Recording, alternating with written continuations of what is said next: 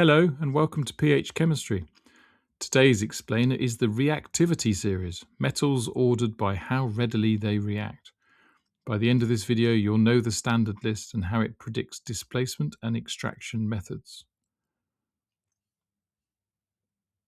The Reactivity Series lists metals from most reactive at the top, potassium, sodium, lithium, calcium, magnesium, to least reactive at the bottom, copper, silver, gold. Carbon and hydrogen are included as benchmarks. A more reactive metal will displace a less reactive one from a compound. 3 things. 1. More reactive metals lose electrons more easily. 2. Metals above carbon are extracted by electrolysis. They're too reactive for carbon to reduce. 3. Metals below carbon and above hydrogen can be extracted by reduction with carbon.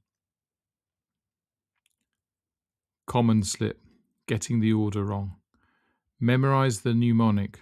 Please send lions, cats and monkeys and cute zebras in hot cars securely guarded, which gives potassium, sodium, lithium, calcium, magnesium, aluminium, carbon, zinc, iron, hydrogen, copper, silver, gold.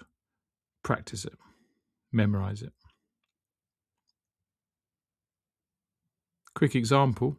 Magnesium plus copper sulfate solution gives magnesium sulfate plus copper. The magnesium displaces copper because magnesium is higher in the series. Drop a clean magnesium ribbon into blue copper sulfate.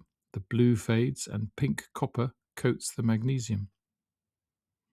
Right, if any of this is going to stick beyond this video, drop into phmaths.com for more and to practice. You'll find a free 4-week GCSE higher revision planner ready to download, plus mastery workbooks across maths, physics, biology and chemistry. One for every higher topic in each subject, every answer fully worked and every common slip that is flagged. Simple explanations, serious results. See you next video.